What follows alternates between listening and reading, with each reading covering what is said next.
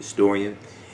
So it is Friday, October 16th, 2020, and I wanted to let people know, we're still getting people inquiring about advertising with the African History Network and on the African History Network show. And now that I'm on Monday through Friday, want to let you all know that you can now advertise with the African History Network with the African History Network show on our weekly show. Okay, so email us at customerservice@africanhistorynetwork.com, customerservice@africanhistorynetwork.com. African American business owners who want to advertise your business. You may have an e-commerce store, you may have a brick and mortar store, whatever type of business you're in, whether it's health and beauty products, whether you are an author, whether you sell books, whether you have a home school or you deal with education, you can advertise with the African History Network. So what we do, we create a video commercial for you, and you may have seen in some of the rebroadcasts of our shows, you see the new video commercials. Okay, most of those I created. I do the voiceover, and you can send me a script. We put together that 30-second to 60-second video commercial, and then when we re-air the shows, we air them throughout the week. People see your commercial. This helps promote you. We'll also upload the video commercial to our Facebook fan page, the African History Network, and then also on our YouTube channel, Michael Imhotep, Imhotep. All right, African American business owners, post the name of your business here on the thread of the broadcast also. And email us at customerservice@africanhistorynetwork.com, customerservice@africanhistorynetwork.com, and we'll let you know how you can advertise with the African History Network. We can get you up and running today. So you'll get the video commercial, and then also our broadcasts are in audio podcast format as well. So we're on 9 different audio podcast platforms. We're on Blog Talk Radio, iTunes, iHeartRadio, Stitcher, Castbox, Acast, TuneIn. So when people listen to the audio podcast of these broadcasts, they'll hear your audio commercial as well. Okay, so you may have an upcoming conference or a virtual conference. I know, I usually speak out of state once a month or something like that. All that's been basically canceled, but people are having virtual conferences. You may have a virtual conference that you want to promote. You may have a restaurant, catering business. You may sell African jewelry, African clothing, African garb, etc. T-shirt company. Email us at customerservice@africanhistorynetwork.com. Now, a lot of people oftentimes say, well, when we look at other ethnic groups and races of people, we look at Arabs and Chaldeans and things like this. They have and Asians, they have a history of entrepreneurship. Okay, well, when we study our history, African people, we have a history of entrepreneurship as well. And when we look at the first economies, when we look at the great African civilizations that we love to talk about, whether we talk about ancient Kemet or ancient Egypt, whether we talk about Ta-Nehesi or Nubia or Ta-Seti, if we talk about Ethiopia or Abyssinia, we talk about Great Zimbabwe, things like this. We go into West Africa and we deal with Ghana, Songhai, and Mali. When we deal with these great African nations in these societies, we're going to see that they have some type of economic system. We're going to see they're engaging in commerce, they're engaging in trade. They usually have some type of African marketplace as well. Okay, and we see that they're going to have control of land. They are involved in agriculture. They're growing their own food. They're not relying upon Asians and Arabs and Chaldeans to feed them. Okay, they may engage in commerce and trade with other ethnic groups, other races of people, but they have control of land. They are engaged in agriculture. They have mineral wealth. There's an economy, and there's some type of government system. There's some type of structure as well. When we look at these great African societies, we see this. So in all actuality, we know that African people are the first farmers. We're the first entrepreneurs as well. That's in our history. But even in this country, we have a deep, rich history of of entrepreneurship. We have the co-ops, the cooperatives. Dr. Jessica Gordon Nimhard is the author of the book Collective Courage. Collective Courage. And Dr. Jessica Gordon Nimhard is the author of the book Collective Courage. And Collective Courage deals with a history of African American cooperative thought and practice. A history of African American cooperative thought and practice. And I interviewed the sister back in about 2014, I think it was. Maybe it's about 2016 I interviewed her. And she was speaking here in Detroit. So I interviewed her to help promote the lecture.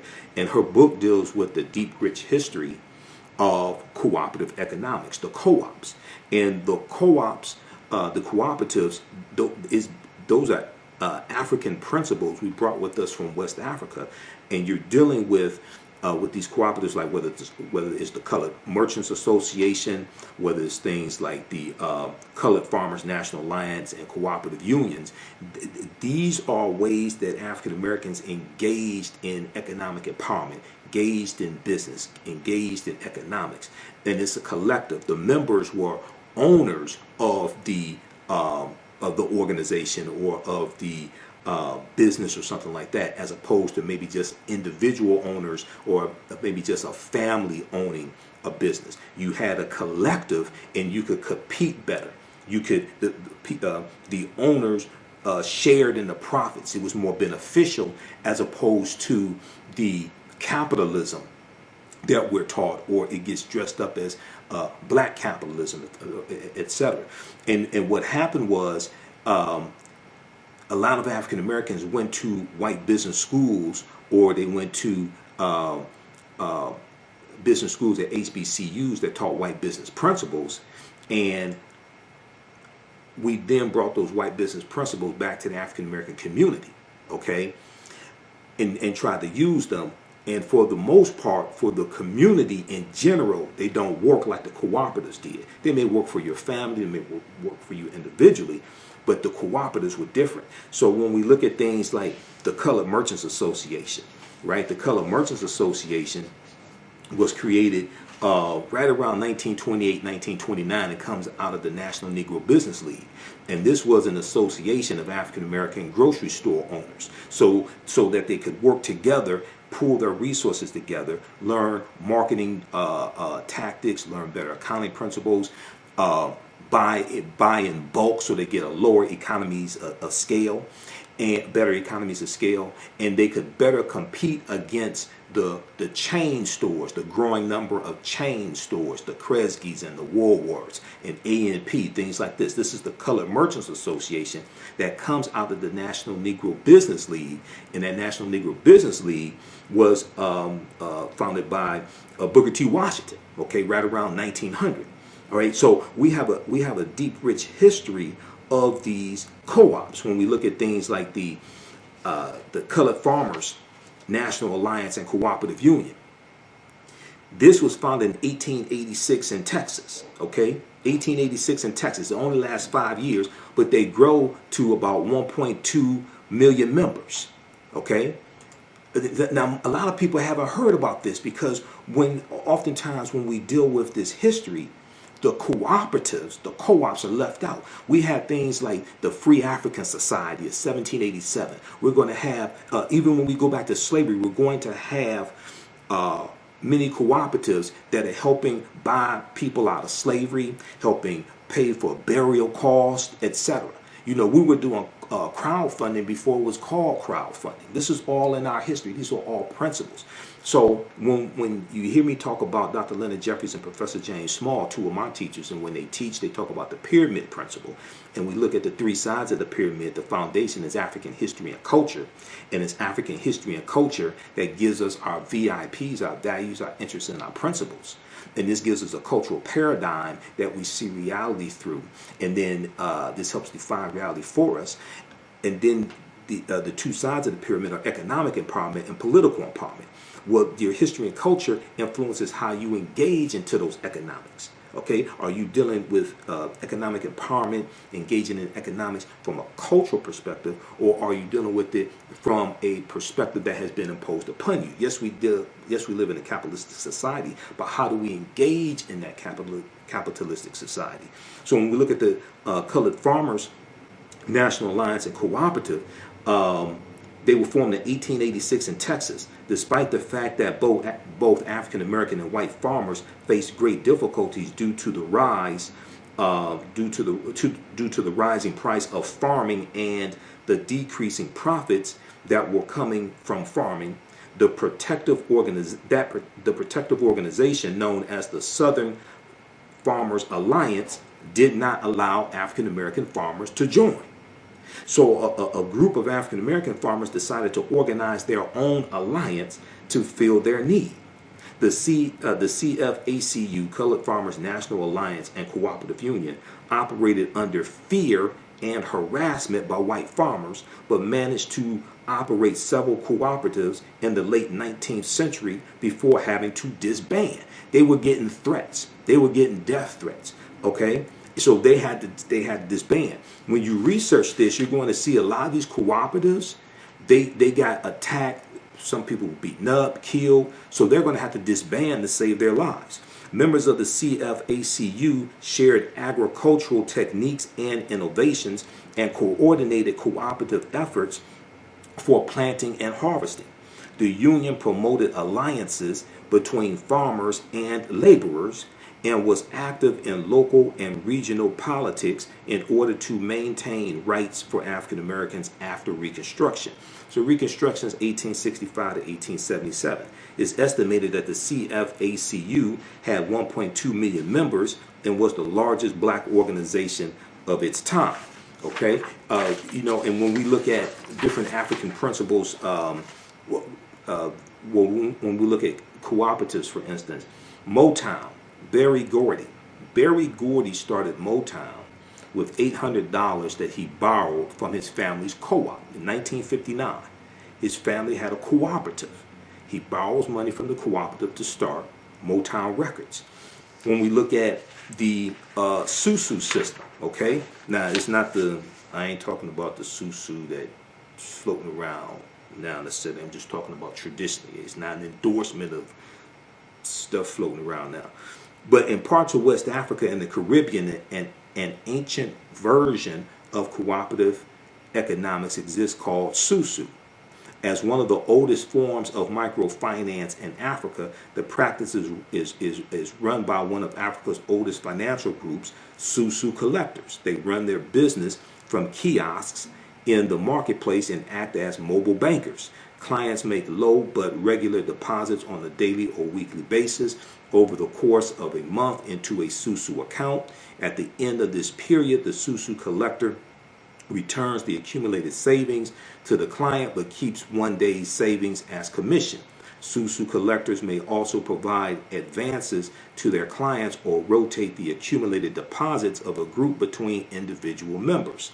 Today, Susu collectors provide many West Africans who would otherwise be denied credit with access to money. They need to start up small venture projects that in many cases benefit the community as a whole. In the United States, black immigrants from the Caribbean have enjoyed one of the highest economic growth rates using a form of the Susu and leveraging this practice to establish successful credit unions. So when we look at credit unions are one of the most well-known forms of a cooperative, because when you belong to a credit union, you are a member as opposed to a bank. You are a member, okay? So you as opposed to just somebody who has an account with the credit union, as opposed to somebody who has an account with a bank. With a credit union, you are actually a member, okay? So it's different. A credit union is a form of a cooperative as well. AtlantaBlackStar.com has a good article from 2013, 5 historic examples of cooperative economics, Ujamaa, that advance the black community. And then also check out this book here, Collective Courage, A History of African American Cooperative Economic Thought and Practice from Dr. Jessica Gordon Nemhard. Okay, so check your local African American business, local African American bookstore for that book. But oftentimes when I hear, my degree's in business administration with a major in marketing from Wayne State University here in Detroit. A lot of times, when I've done business consulting for 7 years, I managed African American companies. We had contracts with City of Detroit, County of Wayne, State of Michigan, and in teaching entrepreneurship, a lot of times people don't know. A lot of times African Americans don't know our deep, rich history in economic empowerment, entrepreneurship, and principles we brought with us from Africa here as well, but don't even understand what we were actually doing during slavery. Okay, and then during Reconstruction. So we have a deep, rich history of this. So once again, you can email us at customerservice@africanhistorynetwork.com, customerservice@africanhistorynetwork.com, African American business owners. You can advertise with the African History Network on the African History Network show. We're on Monday through Fridays now, and then what we do, we take your 30-second to 60-second video commercial, and I'll create a video commercial for you. So when you see some of the rebroadcasts of our shows, you see the video commercials in there. Black History Mobile Museum 101 is one of them. A lot of those video commercials, I'm the one that puts them together. I do the voiceover. You send me a script, we put that together, and then when we re-air these broadcasts, you'll see those commercials in there. And then also in the audio podcast format of our broadcast, we'll have your audio commercial in there as well.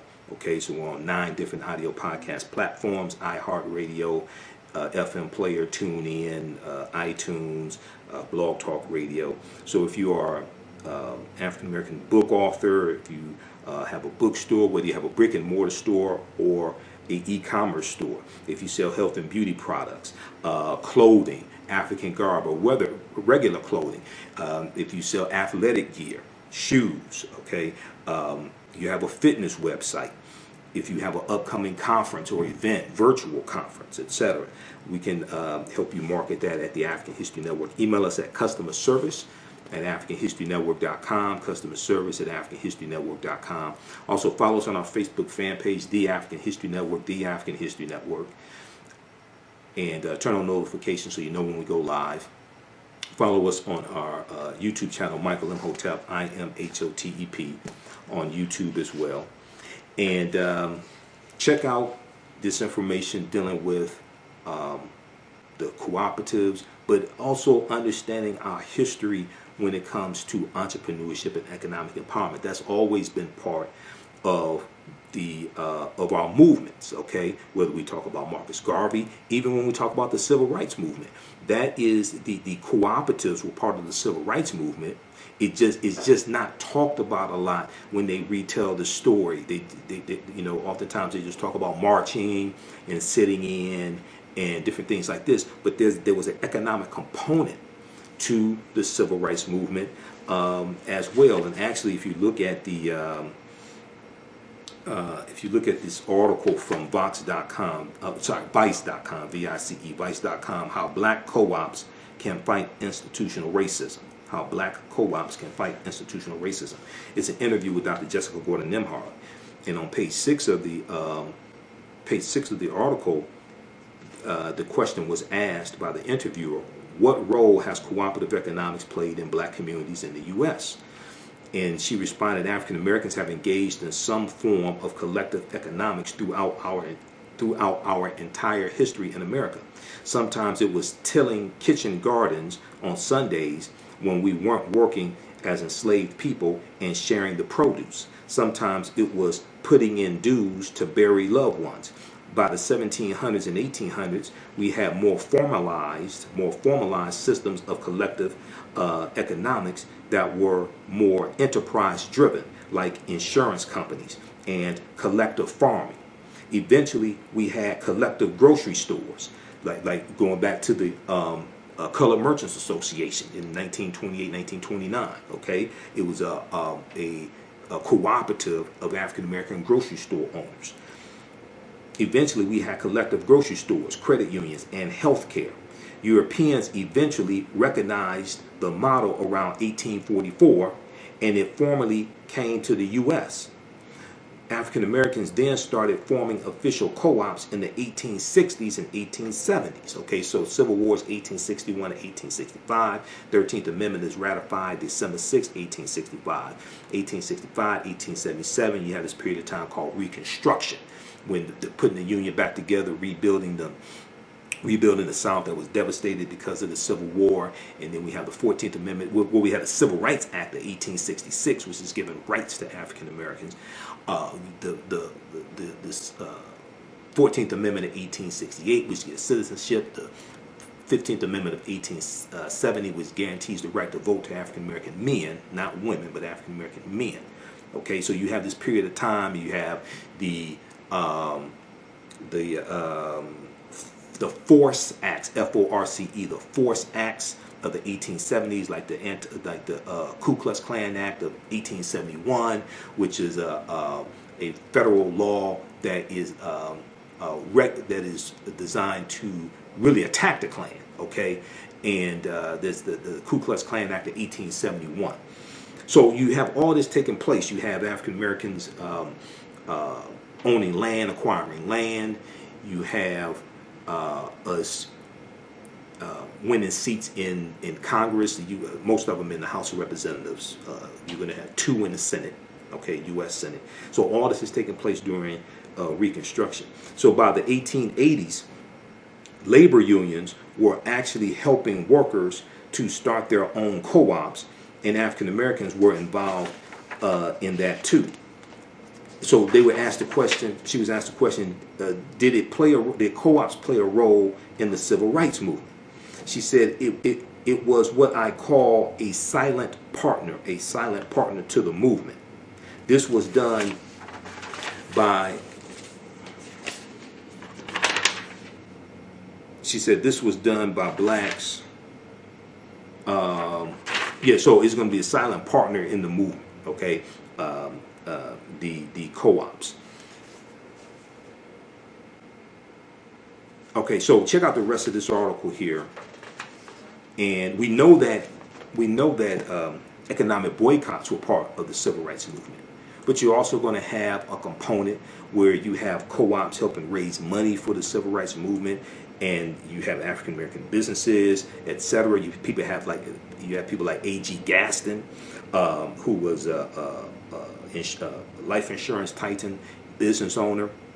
You're going to have him putting up money to bail civil rights workers out of jail. All different types of things like this are going to take place. So oftentimes when the stories get retold, these different aspects are left out of it, the economic component. But another aspect is left out is the armed resistance, the armed self-defense when it comes to the civil rights movement as well.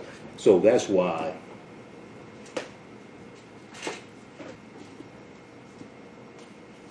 this book here is so important, and also the book by the Deacons for Defense.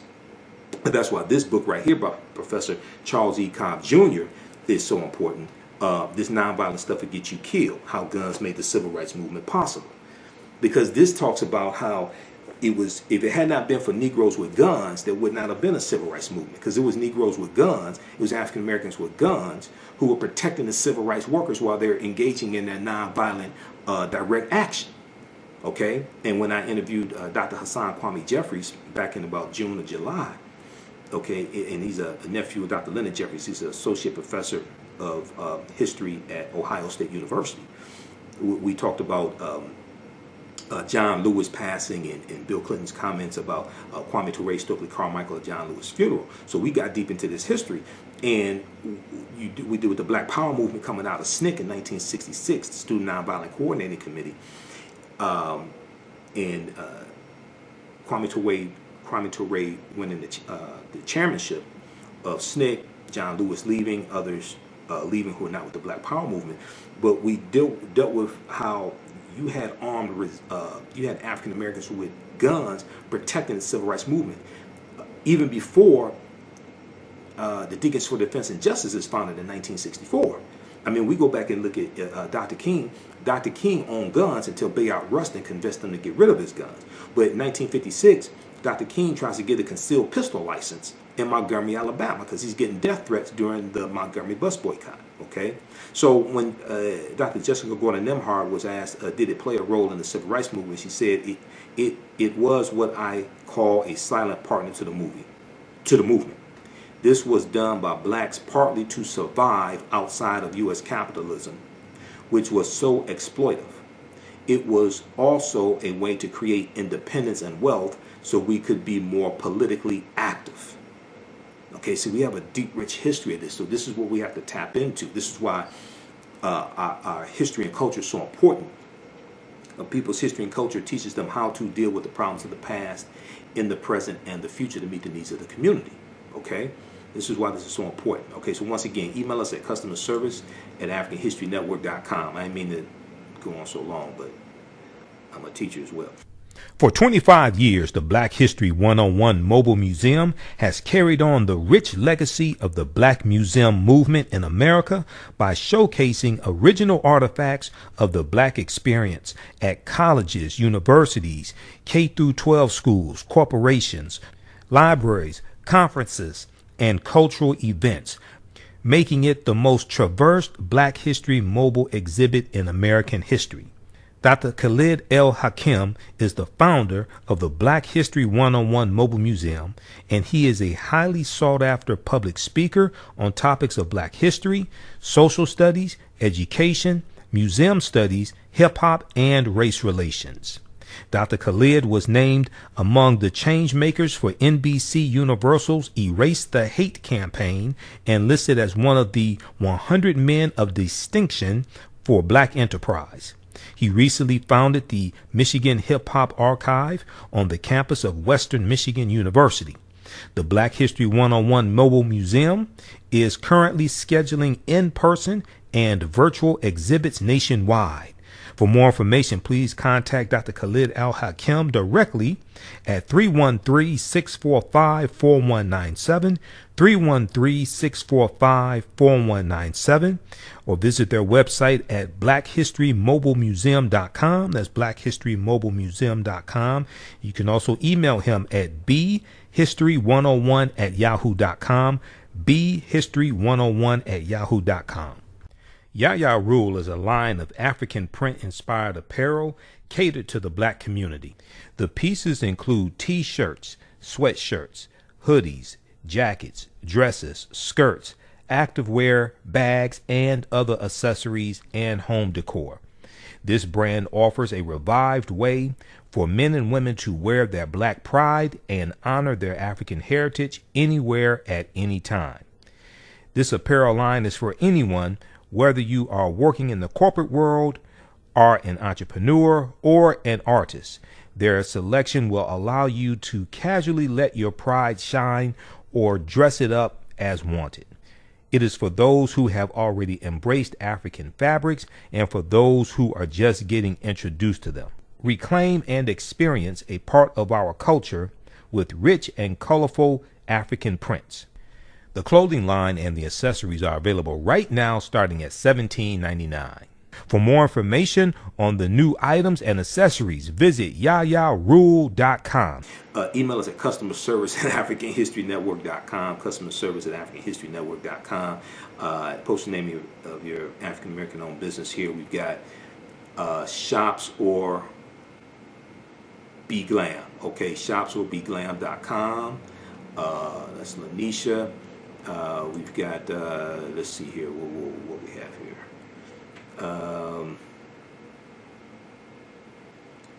We've got, okay, we've got Patrick, Tamiko, okay, we've got Joe. Yeah, email us at customerservice@africanhistorynetwork.com. Okay, we've got, who else we have here? I'm looking at the names of some of your businesses. Anna asks, how can she get the book, Collective Courage? Yeah, check with your local African American bookstore or Amazon. It should be at Amazon. wombman.com, Mansa, Rubicon Restaurant, Rubicon Smoked Potatoes, Rubicon Restaurant, Tulsa.com. You're in Tulsa, Oklahoma. That's where Black Wall Street was. Tulsa was founded by Creek Indians around 1836. The Creek Indians, the Choctaw, Chickasaw, Creek, Cherokee, and Seminole Indians got pushed off their land in southeastern United States, areas like Georgia and Alabama, because of the Indian Removal Act of 1830, signed into law by President Andrew Jackson, which is the favorite president of this first Russian president of the United States, Donald John Trump. And they go over 1,000 miles on the Trail of Tears, and they take their African slaves with them. The Choctaw, Chickasaw, Creek, Cherokee, and Seminole Indians all owned African slaves. Now, as Professor James Small, one of my teachers, pointed out to me, he said the Red-tailed Creek Indians did not own slaves, but you're going to have some of them that own, these different nations that own African slaves as well. So when they go into Oklahoma, they take their African slaves with them. And Tulsa comes from the Creek Indian word Tallahassee. Tallahassee. This is where the word Tulsa comes from. So you're going to, at the Choctaw, Chickasaw, Creek, Cherokee, and Seminole Indians, derisively, pejoratively called the 5 civilized tribes of Native Americans, because they adopted Christianity, learned to speak English, and owned slaves. They're all going to fight on behalf of the South during the Civil War. They all fight on behalf of the Confederacy during the Civil War because they own slaves. Okay, now you're going to have these Africans who marry into these various Native American nations, get citizenship rights, things like this. This is going to happen. A lot of us have some type of Native American ancestry. I'm one of them. I have Cherokee and Blackfoot on my mother's side of the family because my mother's from Tennessee. So what's going to happen is you're going to have the Black Freedmen Indian Treaties of 1866. And this is so let me back up for a quick minute, and then we're going to end this. When these Native American nations take up arms against the Union during the Civil War, they violate treaties that they have with the United States. And these treaties stipulate that they can never take up arms against the Union. So before the Civil War, you're going to have these Native American territories where they own this land, where they have this land. That land is going to be taken back after the Civil War ends, and they're going to be put on reservations. But there are also stipulations that they have to free their slaves. Some of them don't free their slaves till like 1866, 1867. Because they did, in vogue said, give it up, turn it loose. They didn't want to give it up or turn it loose, some of them. Now, this is not, I'm not saying that we should hate Native Americans. That's not what I'm saying. I'm dealing with their history. I don't want people to misunderstand what I'm saying, because many of us have Native American blood. Many of us, there are black Indians that exist today. There are black Indians, and we saw that the Cherokee stripped the black freedmen in 2011 of their citizenship rights in the Cherokee Nation, and those black freedmen are going to sue to get their citizenship rights back in the Cherokee Nation, get their full rights, etc. Okay, so there are about 566 or 567 federally recognized tribal nations in this country. Okay, so I don't want us to I don't want us to look at all of them negatively or attack them, things like this, because see, white supremacy pits groups of oppressed people against each other to fight one another. The U.S. has violated over 371 peace treaties with Native Americans, and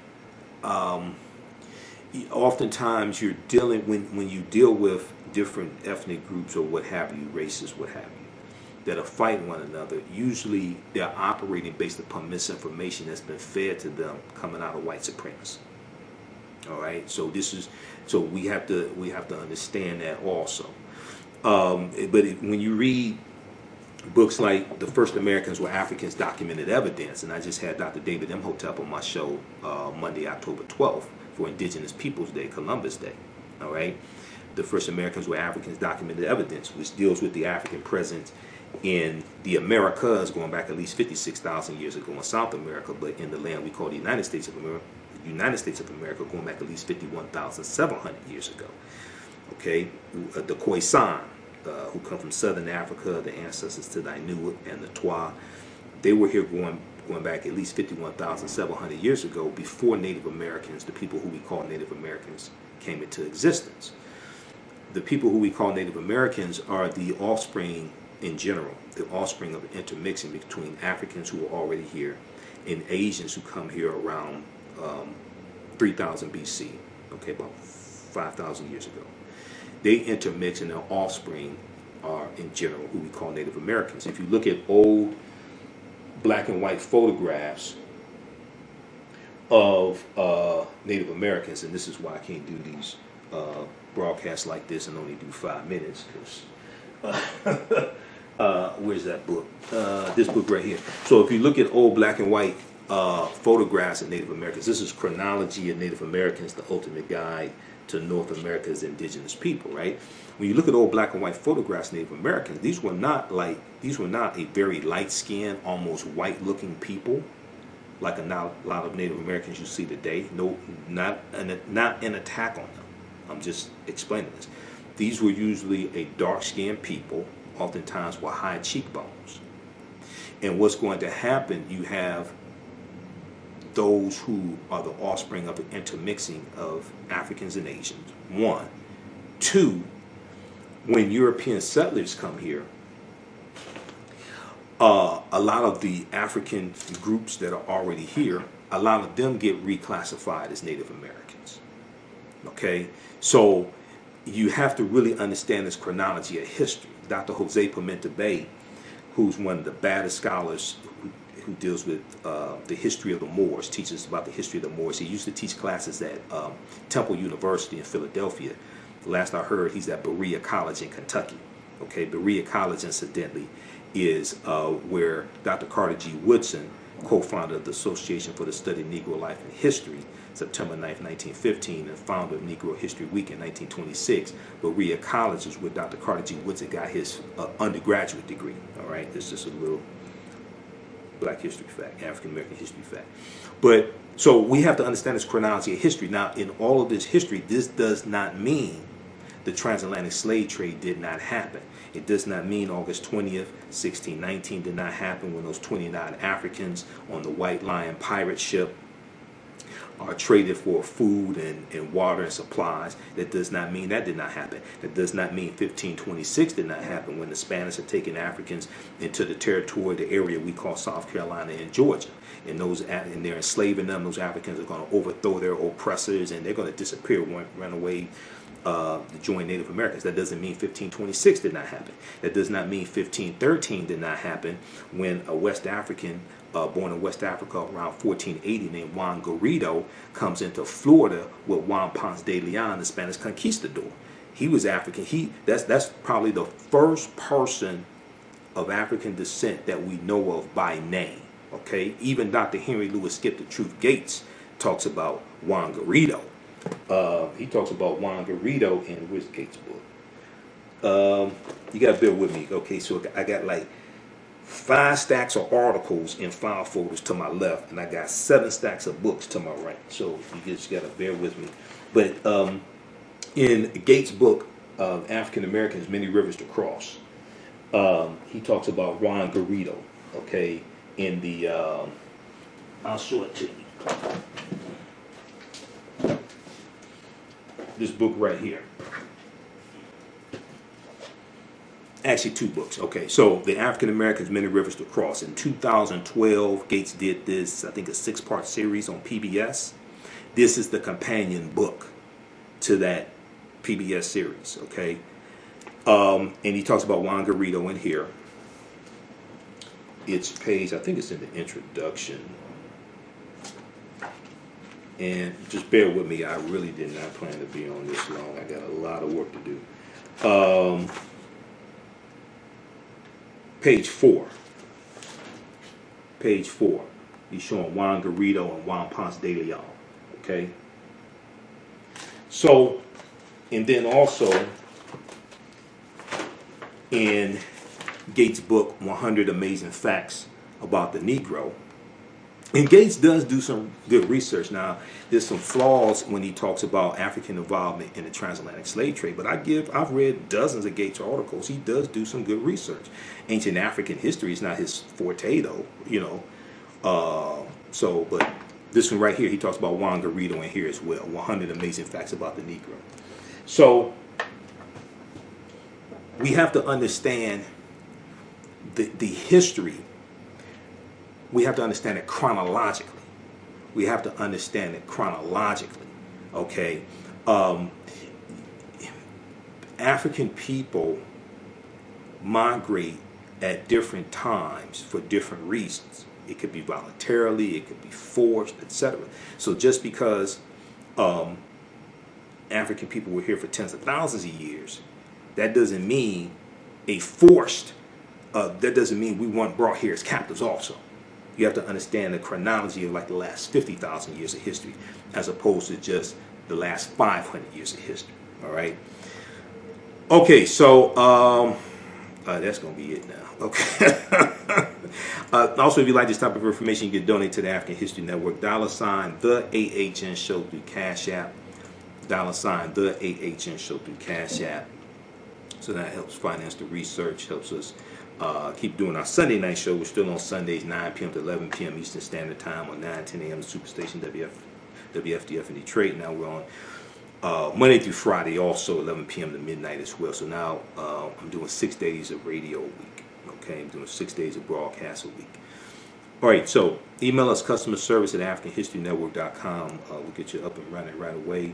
And the other thing is, if there's a situation where you say, well, look, I want to take advantage of this because we have limited inventory, a limited space. If it's a situation where you say, okay, well, look, I want to take advantage of this to lock in my ad space, but I won't be ready to advertise for a month, or I won't be ready to advertise till December or something like that. That's fine also. Still email us. We'll get you locked in. All right. Okay, so remember, at the African History Network, we focus on educating, empowering, and inspiring people of African descent throughout the diaspora and around the world. Because right now it's correct wrong behavior. What you do for yourself, what you do to yourself, and what you allow other people to do to you and get away with is based upon what you think about yourself. What you think about yourself is based upon what you've been taught about yourself. What you've been taught about yourself is based upon everything you've read, heard, and seen about yourself. Remember, right now it's correct wrong behavior. It's not over till we win. Wakanda forever. Talk to you next time. Peace. Have you tasted the world famous No Frowny Brownie yet from the Pink Bakery? If not, what are you waiting for? They are vegan, gluten-free, and free of the big 8 allergens. While eating their No Frowny brownies, the fabulous Miss Tabitha Brown said they were very good. Very good. And you know, if she says that, they are. The Pink Bakery is the first black-owned, Big 8 allergen-free baking mix company. Go to thepinkbakery.com, that's thepinkbakery.com, to order their No Frowny Brownie Mix today. Are you ready for a new black economy? Well, Happy, The Role of Economics in the Development of Civilization, is a brand new documentary that will set you on a new path of knowledge and enlightenment. The Happy film gives viewers a snapshot of our economic history from the dawn of civilization right up until today. The underlying theme of the film is the interrelationship between the 3 essential components of economics, politics, and culture. Happy brings together the brightest and most prolific minds in the fields of psychology, history, business, and politics, such as Dr. Leonard Jeffries, Professor James Small, Dr. Julian Malveaux, Dr. Zahi Hawass, and Jabari Osazi, and more. Together, they deliver a message of cooperative economics, financial independence, and a pride that we can all be inspired by. The film is on sale now. It's streaming on all digital formats, or for DVD, please visit Happy, H-A-P-I, happyfilm.com. Use offer code HAPPY, AHN, for a 10% discount. Gain knowledge in minutes with Blacklist Ed. Blacklist Ed is an app that provides insightful summaries of books pertaining to the Black experience. As Black people, we know the importance of reading books to discover our incredible contributions to world history, to uplift our self-esteem, and to empower ourselves for our relentless fight for social justice. Unfortunately, with our busy lives, it feels like there is never enough time to read a book. Fortunately, there's a solution. With Blacklist Ed, their app provides key insights from best-selling books about the Black experience, therefore saving you time, increasing your knowledge, and empowering yourself through inspirational and actionable ideas. You can read or listen on the go. Start your free trial today by going to blacklisted.com. That's black without the C, BLAK. Or you can download the Blacklist Ed app from the App Store or Google Play. Blacklist Ed, empower yourself.